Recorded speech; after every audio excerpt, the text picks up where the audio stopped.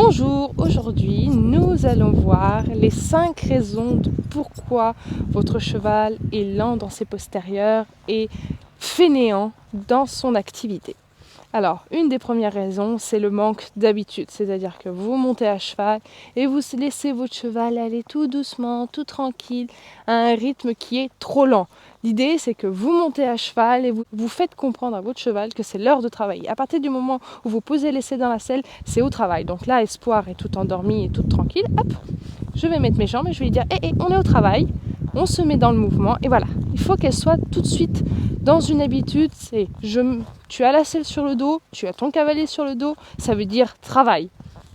Elle ne doit pas rester dans cette habitude de se dire oh bon, elle est sur mon dos, j'ai le droit d'aller à 2 à l'heure. Non, il faut que ça soit un pas, un pas cool, mais un pas tonique, qu'elle ait envie d'aller vers l'avant.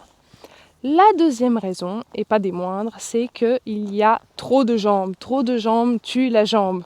Un des adages qu'on a souvent en équitation est beaucoup de jambes pour un cheval chaud à la jambe et pas beaucoup de jambes pour un cheval froid à la jambe.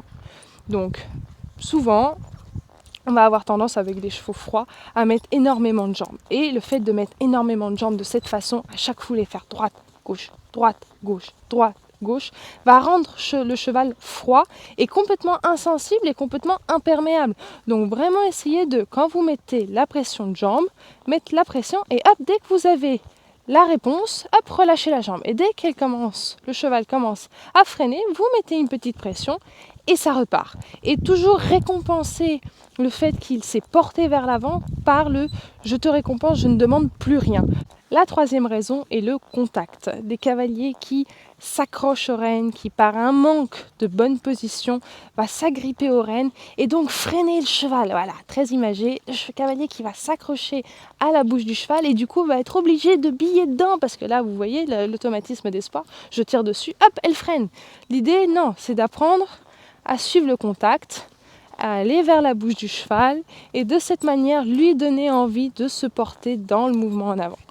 Donc les séances de mise en selle sont primordiales. La quatrième raison est toujours à propos du contact, la volonté de garder le cheval dans une rondeur, le coincer dans la main, vouloir trop baisser le cheval et ne pas rendre. Là par exemple, je vais enfermer Espoir, je vais lui dire allez viens ici, et vous voyez qu'elle va freiner. Donc il est vraiment très important que dès que vous avez la rondeur, que vous la demandiez par la main ou par la jambe, c'est de relâcher après. Vous faites la demande et vous relâchez. C'est comme pour la première raison, il faut apprendre à rendre, à vous relaxer et demander le moins possible. Demander une fois juste et après relâcher et laisser tranquille.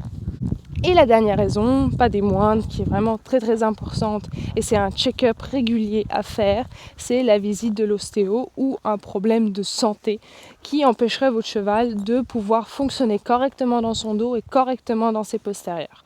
Donc là, le meilleur conseil que je peux vous donner, c'est d'appeler votre ostéo en premier, voir s'il n'y a pas de souci particulier, si le moteur est bien huilé et qu'il n'y a pas de problème. Et si jamais c'est pas un problème ostéopathique mais bien un problème de santé, faites appel à votre vétérinaire.